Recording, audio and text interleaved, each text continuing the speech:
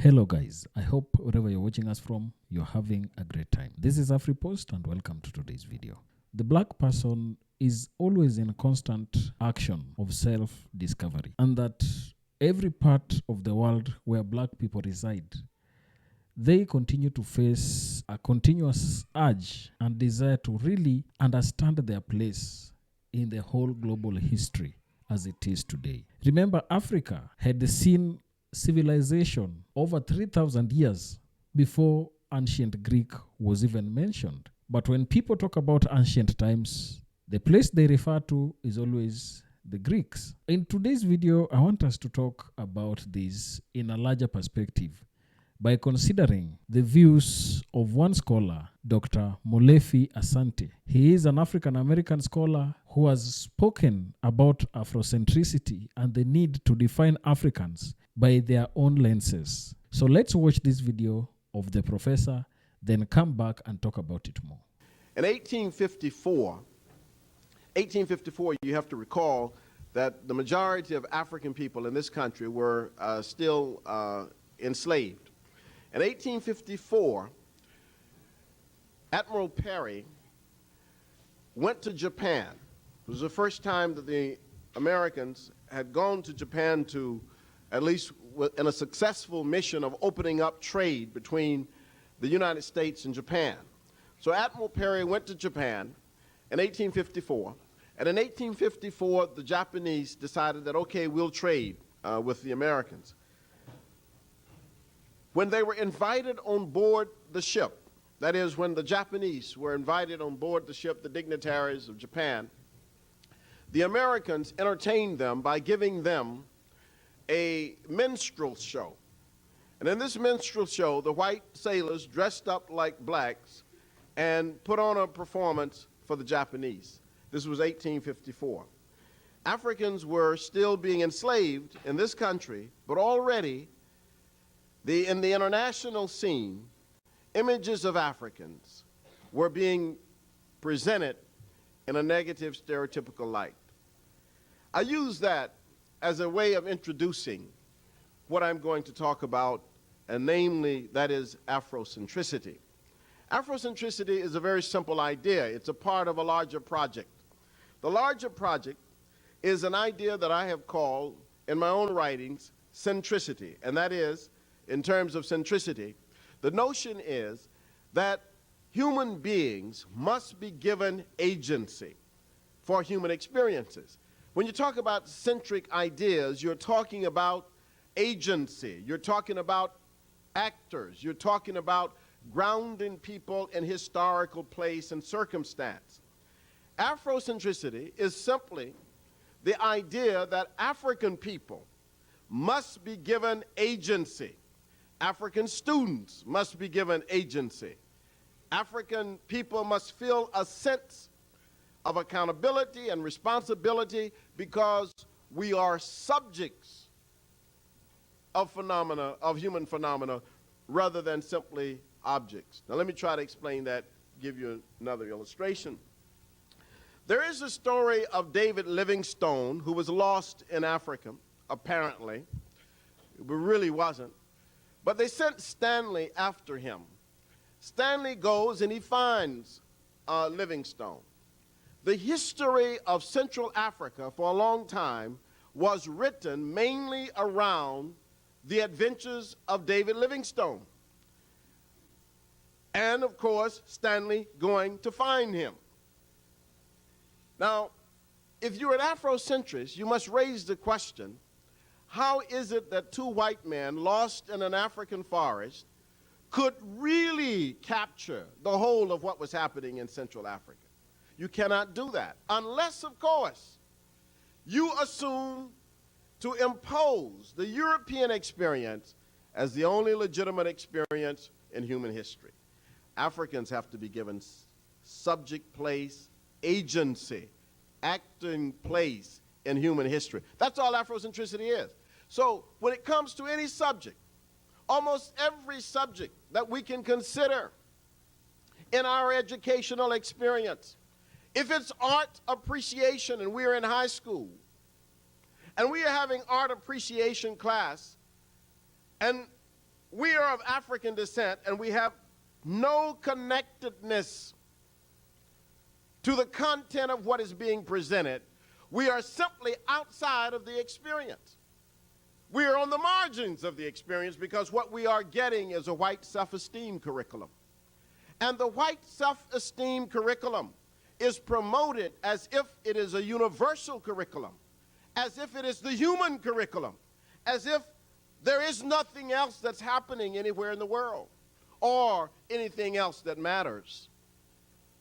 That creates a distortion in the human record. It was a deliberate distortion when it started. It has now become institutionalized throughout the Western world. Afrocentricity calls into question that conception of reality. It says you cannot propose the European particular experience as if it is the only human experience. You can't simply look at European literature and say that that is the sum total of the human experience, or politics in Europe, or history of Europe. These are particular experiences which are valid and important, but you cannot impose them when you're talking about Africans, and when you're talking to African people, and you're teaching African people, then African people certainly must be given subject place. You see, I was talking to a group of teachers last week in Philadelphia who taught, and these were mainly white teachers, and they taught in a school district that was 90% black. So I said to them, how many of you take Ebony magazine? Not of them. I said, well, of course you read Jet, Ebony Man. Never heard of Ebony Man, right? So I said, well, of course you visit black churches frequently. And maybe one did. But I said to him, how can you teach black students? I don't understand it. I have no, to me, if you don't know your audience, if you don't understand the historical place that African Americans exist in, how is it possible that you can ground these young people in the content of what it is you're teaching? Some of them say, well, I just know my subject. Well, you teach more than your subject, you teach students.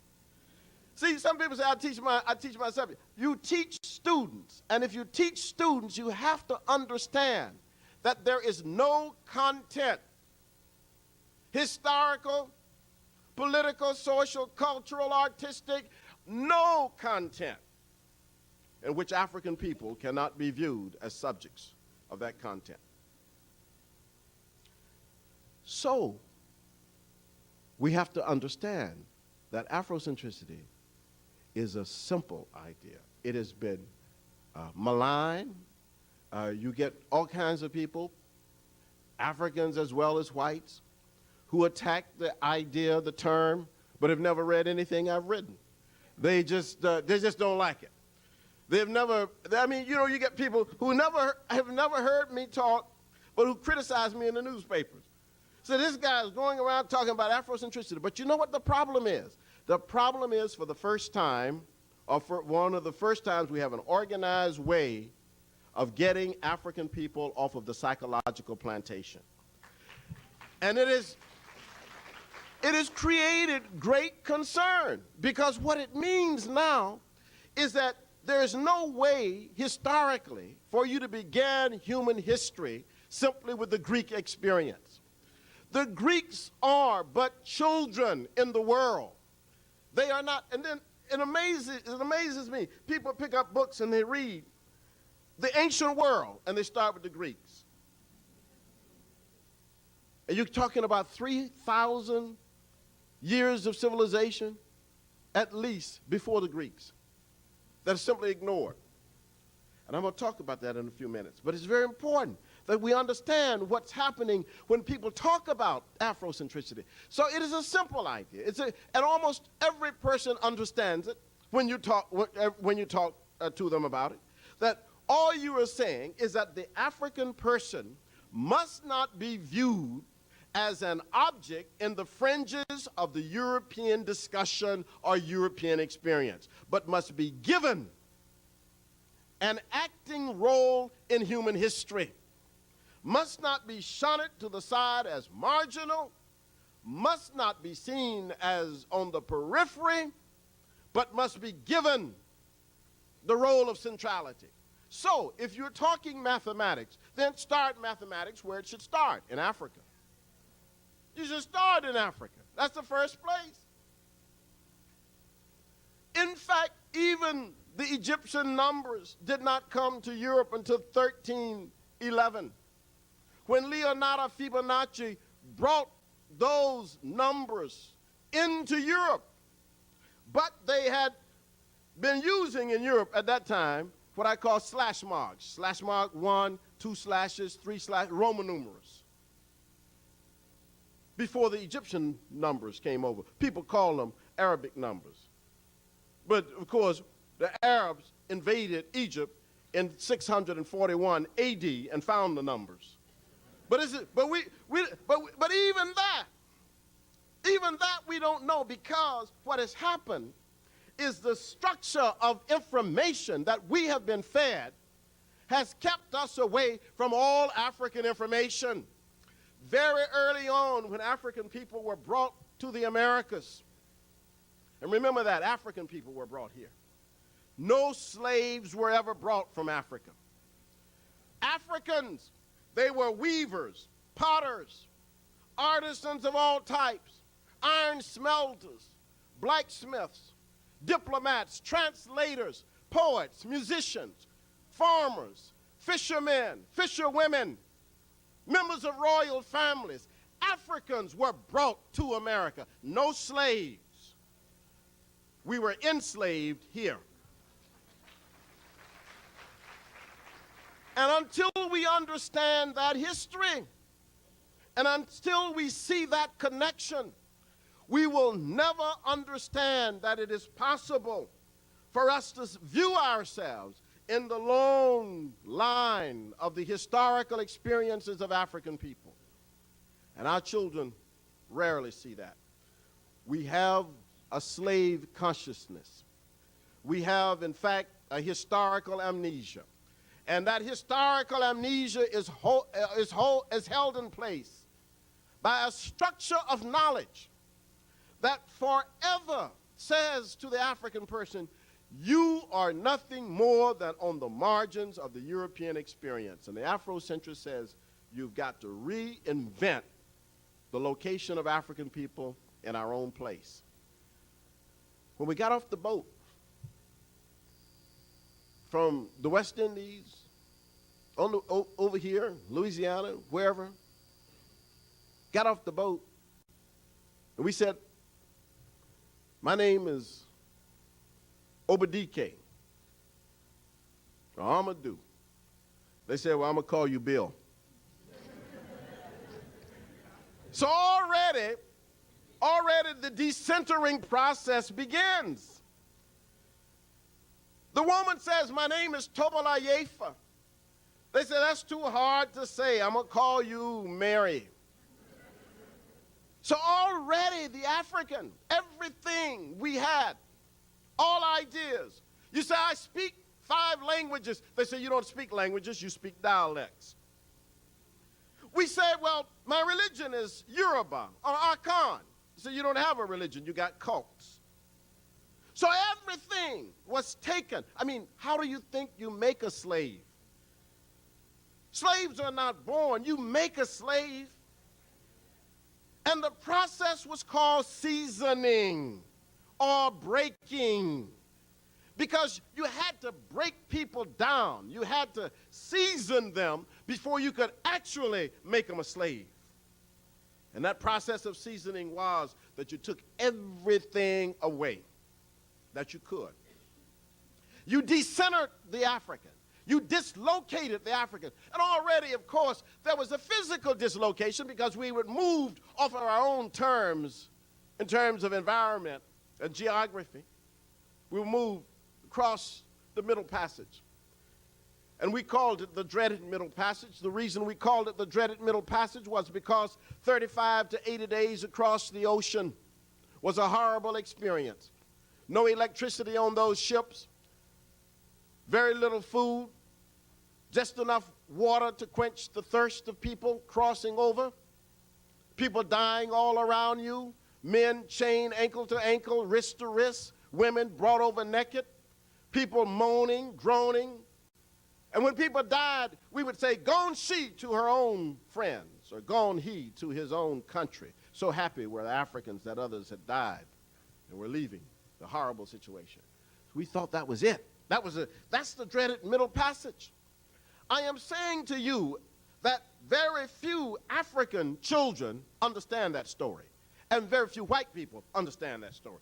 They don't get that story in school. In fact, they get now, and I've seen it in a number of textbooks, and we're rewriting these textbooks. We see it in a number of textbooks now. They get a very distorted picture of the oppression of Africans in this country. And you know what the distortions are? They're very interesting. That if it had not been for Africans enslaving their own people, there never would have been any slavery. Now, you really got to be way out to believe that. And a whole lot of folk believe that. The enslavement of Africans did not come with an impetus from Africa. It was a European initiative. And it was a European initiative supported not only by the commercial interests of Europe, but by the religious and political interests of Europe. The church supported it. They created something called the Asiento. And this was by the Spanish government and the Catholic Church. How do you think they stopped European nations from fighting over territory on the African continent? How do they stop the Dutch from fighting with the Spaniards or the Portuguese from fighting with the British when they were going to Africa to get Africans? The only way they could do it was because the church and the crown would come in and say, okay, we're giving the British the right to bring out Africans from this area, from this longitude to this longitude, from this latitude to this latitude, and they got 30-year lease on this. We're giving the French this much. We're giving the Dutch this much, and so forth. That is the way they did it. That's the way they prevented Europeans from killing each other over going to the continent of Africa. It was supported totally as a structure for economic development of the Americas and, of course, by the Europeans themselves. There was never in Africa any society of Africans where slavery was the principal mode of production. You will not find it anywhere in Africa, where the economy, the society was a slave society based principally on slavery. No. Now, were there Africans who participated with the Europeans? Were there collaborators? Yes. There were Jews who collaborated with Nazis. There are Africans who collaborate with the South African apartheid government. But you can't blame Nazism on the Jews, and you cannot blame apartheid on the black police in South Africa. Neither can you blame slavery on Africans. But that's what they write in the textbooks. You know why they write it in the textbooks? It is to deal with white guilt. It is also to deal with white children. It is to protect them psychologically, while at the same time it destroys African children psychologically. You see, it is how you do not deal with truth, so that consequently in this society we have some strange ideas. We have strange ideas in the educational experience. We have people who do not want to confront their own racism. We have a society where Africans do not want to even confront their own Africanism. Now, I know down here this is not a problem because we're in New Orleans. You got a great history here. So I know it's not a problem here, but it's a problem everywhere else. Malcolm X was standing up talking like this once, and a sister raised her voice. She said, you know, you're just talking about Africa. I didn't leave nothing in Africa. He said, lady, you left your mind in Africa. So I don't know about here. I don't know about here. You may understand it, but we have a lot of confusion. And I give the illustration often of speaking at Harvard University and saying to a group of African-American law students, could you identify for me 5 African ethnic groups who were brought to the Americas? And it's amazing because more than 100 different African ethnic groups were brought across the ocean. And we didn't get off the boat as African Americans. There were no such people. In fact, we were not really Americans till after 1865. So who are these African people? What were their ethnic groups? And we don't say tribes. We say ethnic groups. You know, when people talk about Yugoslavia and the people fighting, they say ethnic factions. When they talk about South Africa, they say tribal factions. Why do they do that? You think about it. It is all the dislocation of Africans and the use of pejoratives when it relates to African people and African culture. So I asked these students to name 5 African ethnic groups. And one little guy raised his hand. He said, Zulu. I knew he had been to New Orleans, right? So I said, well, got it wrong. I said, the Zulu came from Southern Africa and from the eastern side of South Africa, the Indian Ocean side. I don't think very many Zulu were brought here. So I said, name me some Africans who were brought to this side, from the West African side. And I could not believe this, that these lost our best and our brightest couldn't identify 5 African ethnic groups that were brought to America. I said, who are we? I said, identify for me 5 European ethnic groups. They knew 15 or 20. They even knew Serbians, Croatians, French, German, Dutch, Irish, Scottish. So how does that happen in education? How does it happen in an educational system? It happens in an educational system because the educational system was not designed for Africans. It was not designed to serve African students. And that's not just the high schools. The colleges were not designed for us either. If they were, I'm telling you, if they were, there would be certain information that we would automatically know. From kindergarten, the child should have heard the name Yoruba and Igbo and Mandinka and Hausa and Fulani and Congo and Angola and Ewe and Fanti and Asante from a very early age. And yet our children do not know. And people ask me, why do you think African-American teenagers are so crazy? To me, it's obvious.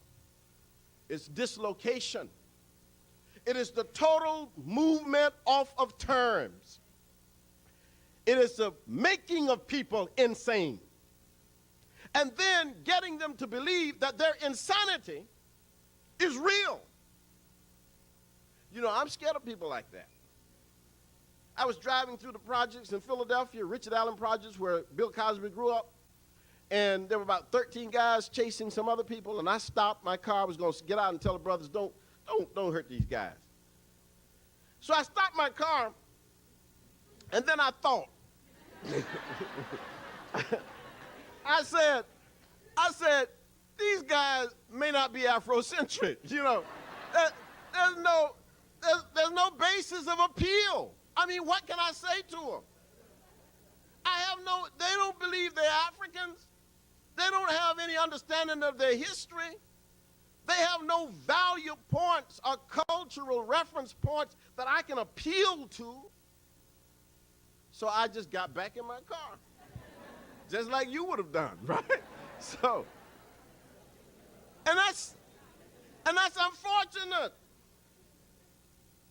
I mean, because you risk your life with people who have no cultural values, who value nothing, who have no understanding of the pain and the suffering and the sacrifice of their great-great-grandparents, who do not understand at the least what it took for Africans to walk 20 and 30 miles to go to school to learn how to read and write many of them after slavery, saying they wanted to learn how to read and read the Bible before they died.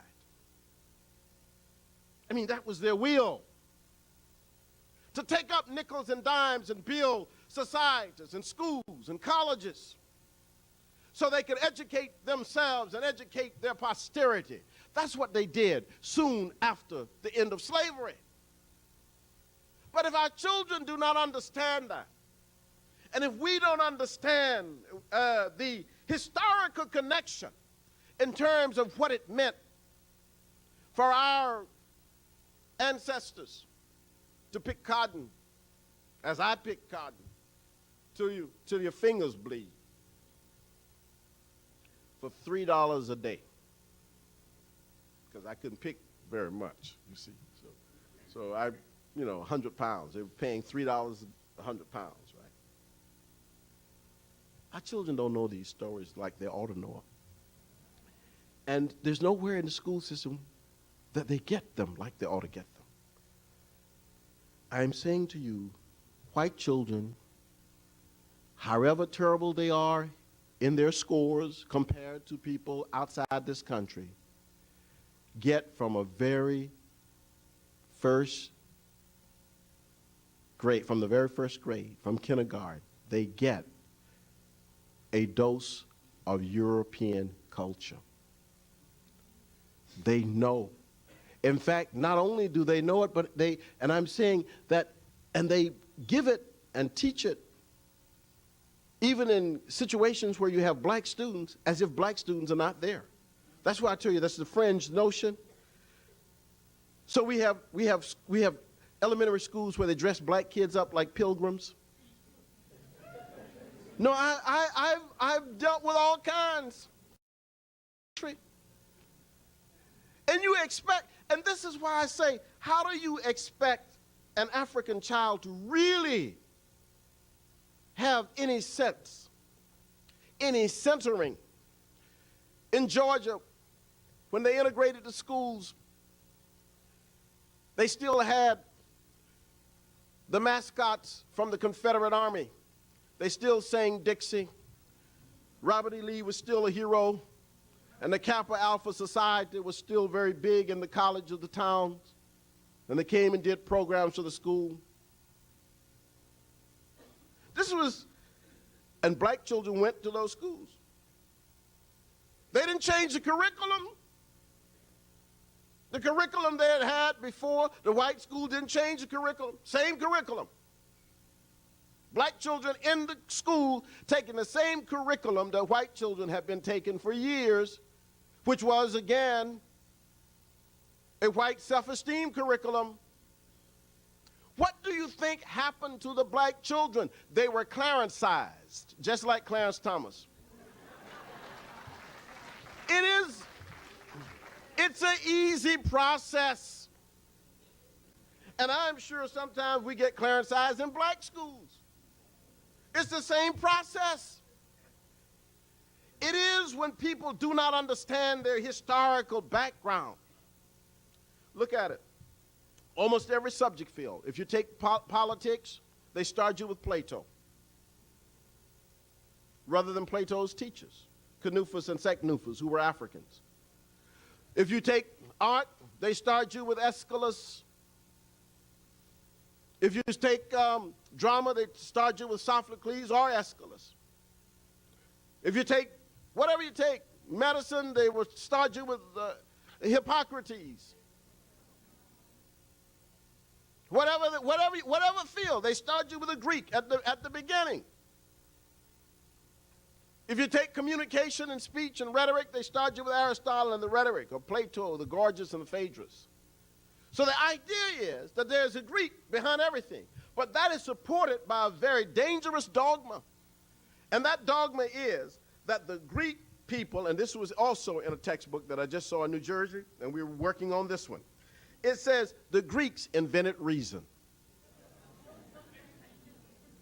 Now, if you accept that dogma, there is no way for you to get out of a white supremacist structure.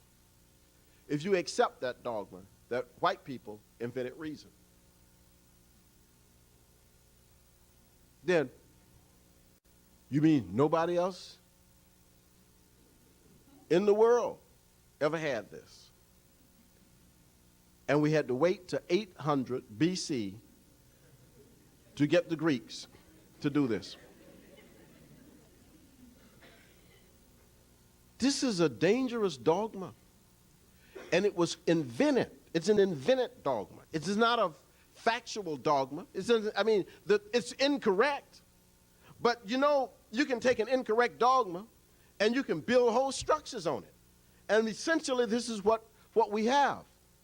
Let me explain to you very briefly that if you go back in human history, and you go back to 3200 BCE, before the Christian era, and you find the beginning of human, beginning of the first dynasty, rather, in the Nile Valley, 3200 BC. Human history, of course, is far older than that. But if you begin the first dynasty, first united, organized society, first organized society that wrote about its organization and about its structure, you find that on the African continent. That is an African civilization. We know that there were 16 kings before the first dynasty, at least 16 kings, probably more. When I went to Egypt last summer, we discovered that there may even have been as many as 60 kings before Menes. But we know Menes, 3200 BCE. 3200 BCE, there is no Greece. There is no Rome. There is no Britain. There is no Germany. There is no France. There's none of that. No writing, no written material. We don't know anything. 2500 BCE, the Africans had completed the building of the pyramids. They're up, finished. The 80 great pyramids are finished. 2500 years before Jesus Christ. We have not even lived 2500 years this side of Jesus Christ. So if you look back to Jesus Christ and you think from here and you think about how long that was, just think that when they finished building the pyramids, they were looking if they looked 2,500 years later, it would be before Jesus Christ came. They've already built the pyramids. Now, look, and the Greeks are not nowhere. You don't find them. You find the Chinese, the first dynasty of the Chinese, the Xia dynasty, and you find the Mesopotamians, but you don't find the Greeks, right? Now, look at this. You find the Indian civilizations of Harappa and Mohenjo-Daro, 2200 to 1800 BC, and you still don't find the Greeks. The first Greek voice is 800 BC. That's the voice of Homer. Homer was a student, according to Herodotus. Homer was a student of the Africans. But we still don't get the voice of the Greeks that they consider to be reason yet. And already by this time, we have in Africa the philosophers Kunanu, Ptahhotep, Kagimni, Winnie, Winnemon, Keti, Pepi I. We already have those philosophers before we get the first Greek philosopher. But the first Greek philosopher is Thales. He lived 600 before the Christian era. And you know what he says according to Plutarch in Plutarch's book? Plutarch says that Thales said to Pythagoras, who was a young man of 19, came to Thales, threw himself before him and said, "Thales, you are an old man and a wise man. Teach me all that you know." And Thales said, "Young man, you must do as I have done and go and learn philosophy from the Africans." This is in Plutarch's Lives. Look at this. The second great Greek philosopher was Isocrates. Isocrates writes in a book called Bucerus. He says that he learned not only medicine, but philosophy from the Africans. Now, why doesn't this get into our curriculum? I'll explain to you why it doesn't. In the 1700s in Germany, there were two brothers, Wilhelm von Humboldt and Friedrich von Humboldt. At the University of Göttingen, they developed a theory called the hierarchy of races.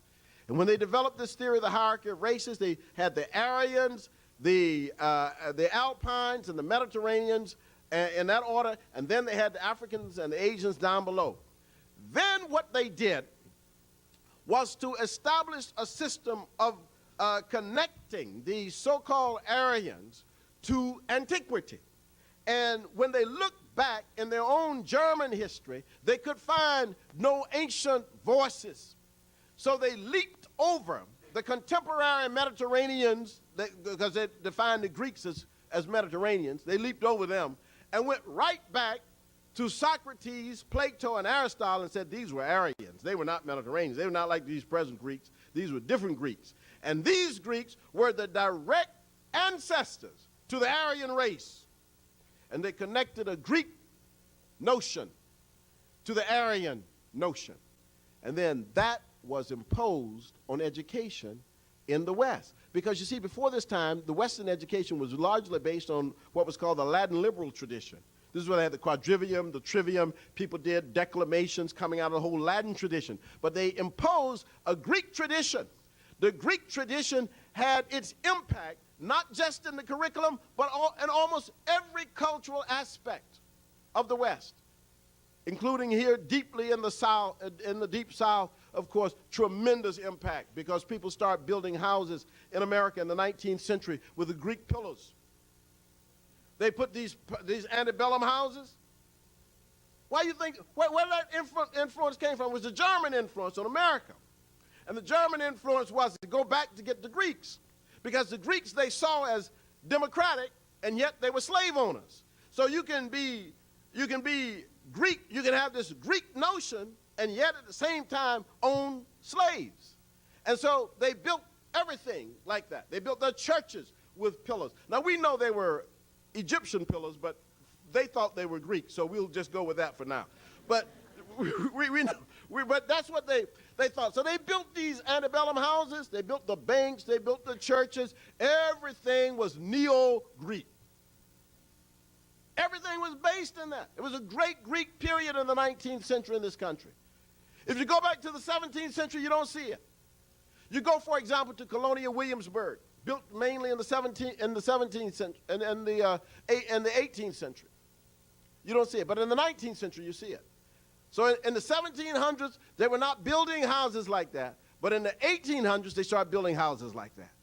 It was because it was after the German influence, see, in the 1700s. Then people start building these antebellum houses, gazebos, the Greek shrines, and their gardens, calling Africans by Greek names like Socrates and Plato, you know, just playing with us. You know, just all kinds of stuff like that, right? This was the Ku Klux Klan period. Ku Klux Klan, Ku Klux is a Greek word meaning circle. All of this, the fraternities, the sororities, the Greek lettered organization. All of this, all these organizations, they came out of a neo-Greek period. So people were saying, yeah, let's do this. Let's go and get, and then, you know, and what we do, we go follow right along. I'm not going to get deep into that because I know where I am. But I'm just telling you that that's the way it was. And part of it, of course, was the structure of knowledge that kept us away from our own information. See, if we had had our own information, we would have had Kemetic letter organization. But we didn't know about Kemet. See, we had no idea. We did not know. We thought the Greeks were the it. We didn't know they were but children to African classical civilization. Then we would have had there would have been a whole different notion. There would have been a different understanding. And that is why the Afrocentric idea is an idea that says there is nothing more correct for people of African descent than our own historical experiences. That's right. At least somebody here is read. And it's important. This is the only thing. It's fundamental. All the other stuff doesn't matter. That is fundamental. You have to start from the ground upon which you stand. If you don't start upon the ground from which you stand, you will find yourself floating. And so it is fundamental for the African people to understand that. Now, what does that mean in a multicultural society? What it means is that there are a multiplicity of centers It does not mean that you impose an Afrocentric worldview as if it is universal.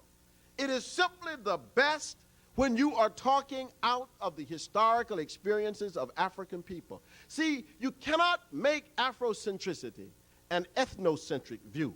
See, ethnocentrism is what Eurocentrism has become.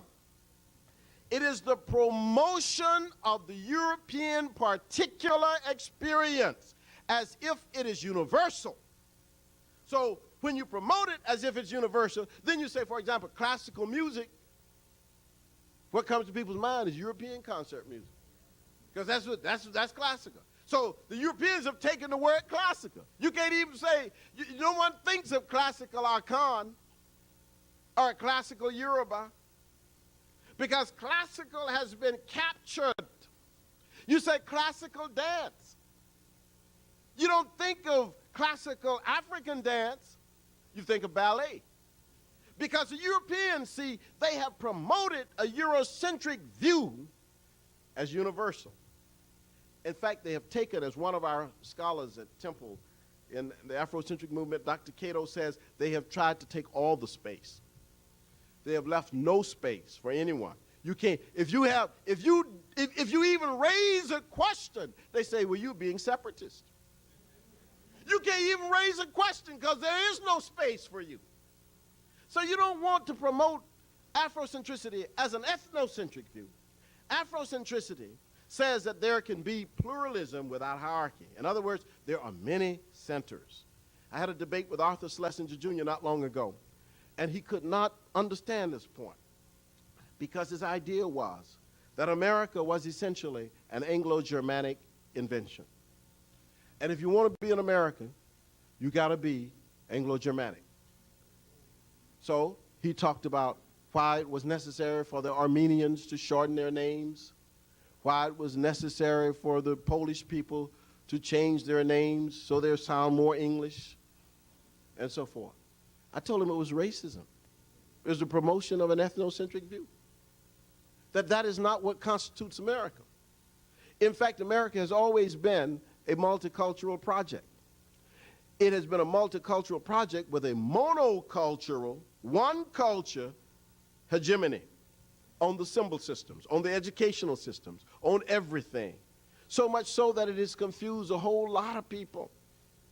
An Armenian professor once said to me that he, when he came to this country 17 years ago, they asked him when he took his first job in the insurance business, what does your Armenian name translate to in English? And he said, there's no translation. They said, well then, what's your nickname? He said, I don't have a nickname. Then they said, well, of course, your colleagues want to know how they can be comfortable calling you. What should they call you? And he told me that he regrets to this day. He told them, call me Bob.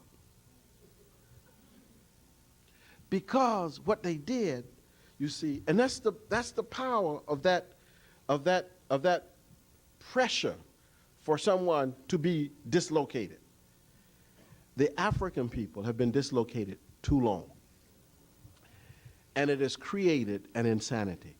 It has created an insanity so much so that a brother saw me with some kente cloth on. I use this illustration a lot because it's so powerful. Brother saw me with a kente cloth on, and he said to me, I used to wear kente too when I was in my ethnic phase. And meanwhile, he had on a Scottish plaid scarf.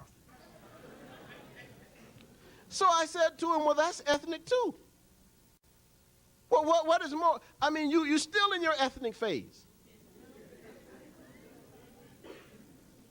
You know, it's an insane kind of thing. People wearing Italian shoes, Korean shirts. And because I'm wearing an African thing, they think that that's ethnic. What all of it is. It's all culturally derived. There is nothing that is created that is not created out of culture.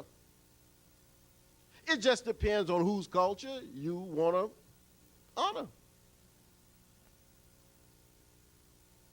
And in America, America is a society of many cultures. It is one society. There are many cultures in this society.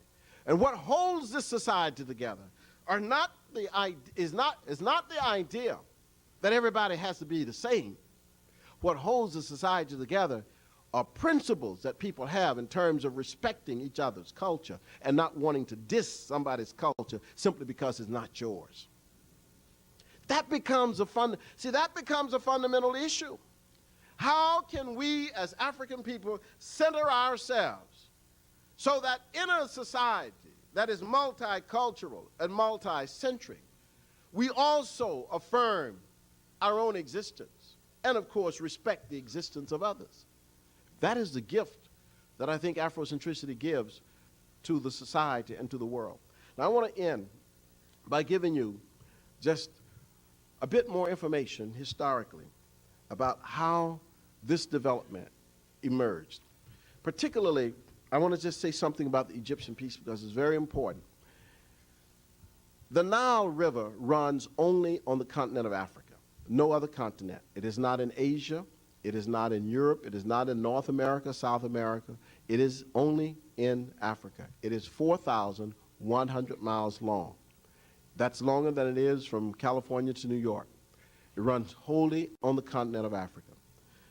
The ancient civilization of Kemet is a civilization that was connected to the civilization of Nubia, connected to Meroe, and to Aksum. Along the Nile Valley are hundreds of temples and shrines, thousands of tombs in which the black people of the Nile Valley demonstrated their own antiquity, who they were, and what their traditions were.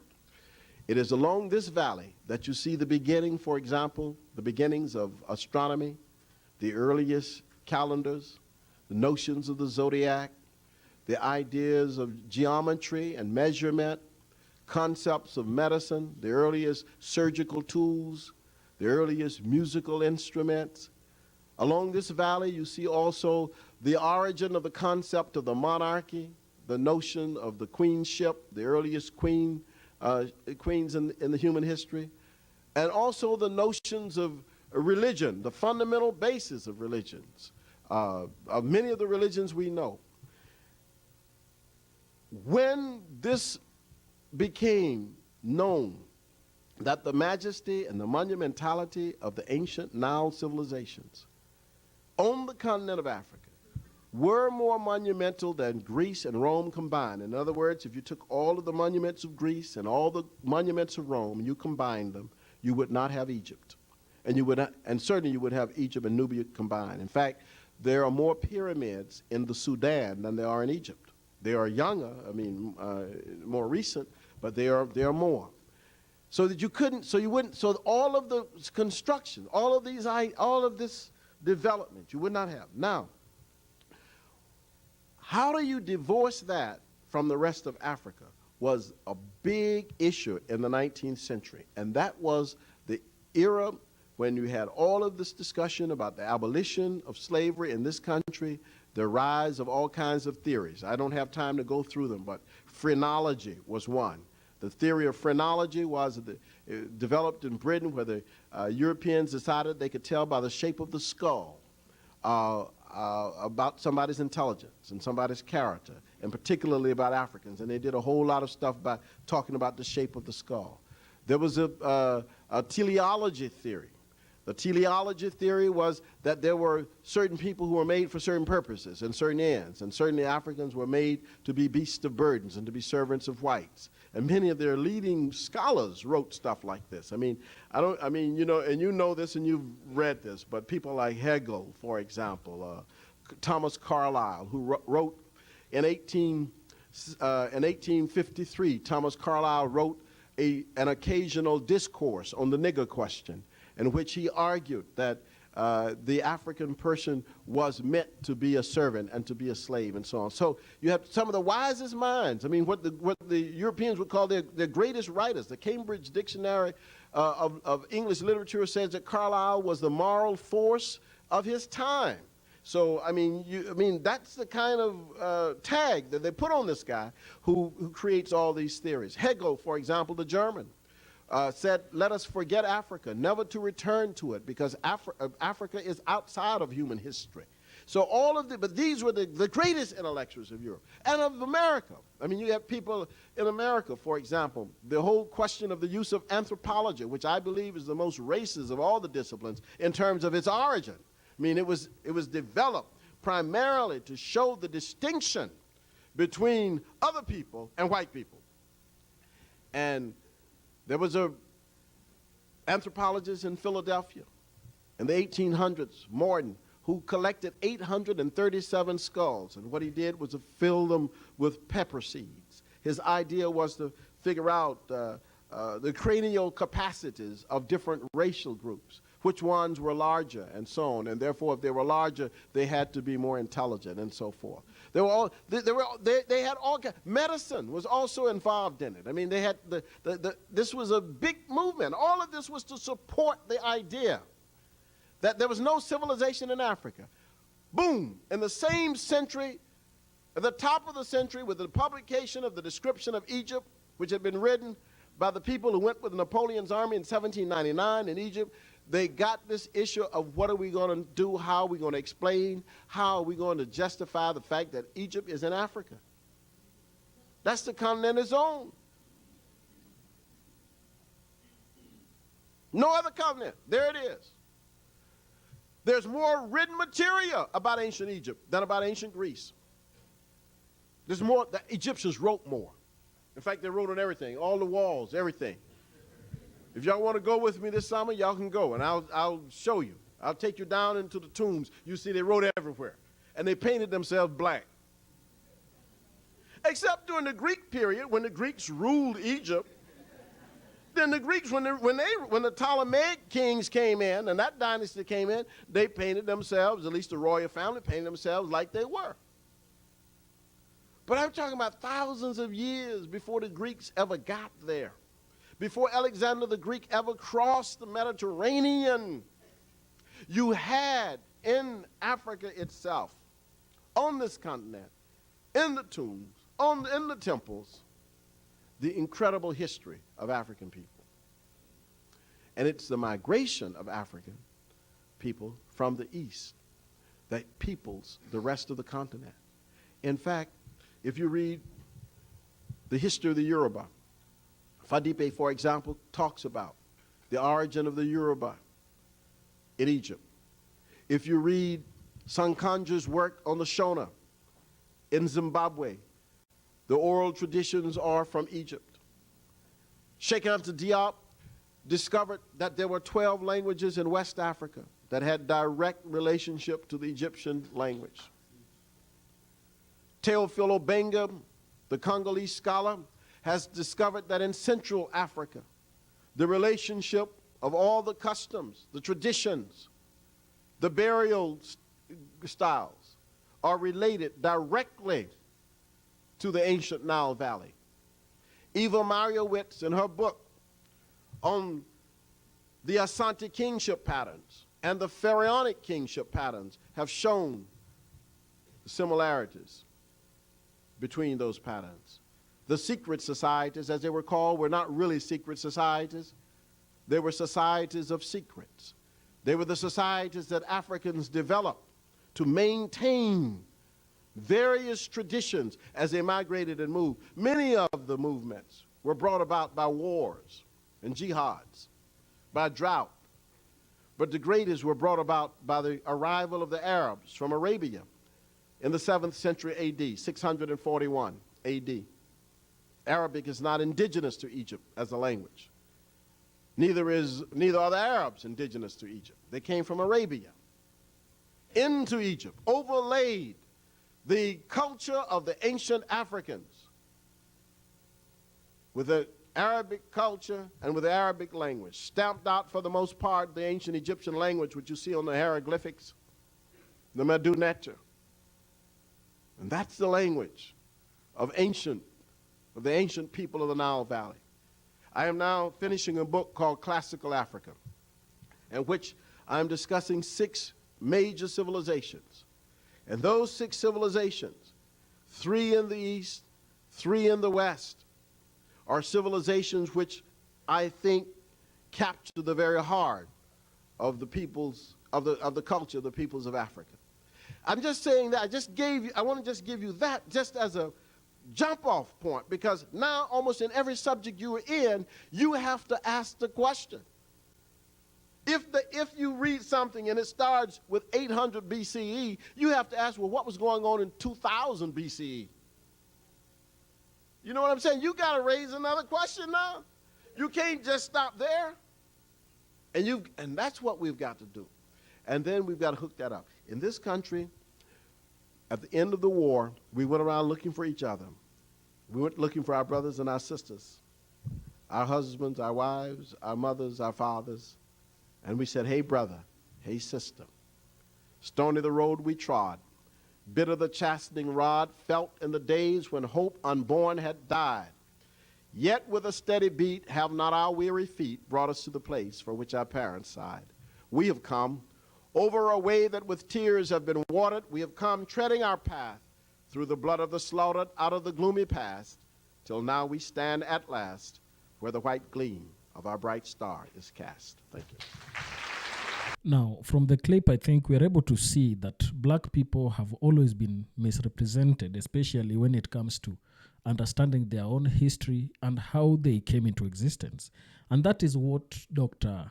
Molefi Asante is talking about here. Now, what really is Afrocentrism? Afrocentrism is a worldview that is centered on the history of people of African descent, or a biased view that favors it over non-African civilizations. Now, for those who support Afrocentrism, it is an idea that is really trying to evoke truth and get to understand the real truth about black people. Because as you see, there is a lot of information that is still being kept under the rugs. For example, we have seen currently that Africa and most countries in Africa are referred to as third world countries. That is, countries that have minimal development. But is it really true that Africa did not see this level of development? If you look at it keenly, you will realize that civilization began in Africa. Africa had been civilized way before Europe existed. And that is where all humanity began. We have also seen the kind of response that whites tend to give blacks, especially when it comes to talking about Black History Month. And I got an article here that will really explain some of the misrepresentations of facts and why there is a sense in which whites have always wanted to have a history that is defined by their own perspectives and perceptions about African people. So let's read this and you'll get to know what is really going on here. This is an article from The Time, and this is what it says. Since its formal beginning as Negro History Week in 1926, Black History Month has revealed the white lie of American history. It has been a project aimed at correcting the misrepresentations and stereotypes of black life throughout the country and at vindicating black people by celebrating our extraordinary achievements as a race. Negro History Week represented a formalization of what was already taking place throughout Black America. Laypersons and scholars created an archive of black achievements to respond to the racist claims that African Americans contributed little or nothing to world history, claims often used to justify our second-class status and white superiority. You see that blacks have always been looked at as a people who did not help the growth of global history. But if you look at it deeply, you will realize that much of the history that this world adores celebrates black people. A lot of inventions that have always been projected, most of them were done by black inventors. And therefore, this notion that black people did not contribute anything to the general history of the world should really be eliminated. It goes on to say, Black History Month then is more than a celebration of black achievement. It is a political and moral project that exposes the willful ignorance about black people that shapes American history and informs our present troubles. So this is what we are really able to get out of what is going on here. So we as a people must always be very ready to talk about some distortions that have always been done by whites. You know, you look at them, they have always presented themselves as superior beings. They've always looked at themselves as a people who do not have anything to link them with the blacks, because they think blacks are lesser human beings who do not deserve anything better. But if we see history as it is, we are able to find that the cradle of mankind was in Africa, and therefore Africa is the place where all humanity began, and all levels of civilizations are traced back to Africa. For example, if you listen to what the speaker is saying there, he is saying that let's talk truth. And if we want to put everything in its own context, then let's put everything to where they belong. For example, when talking about maths began in Africa, and especially in Egypt. So who is that who can claim that black people did not invent anything and did not have any level of civilization before whites came into existence? So that is a very, very important point to note.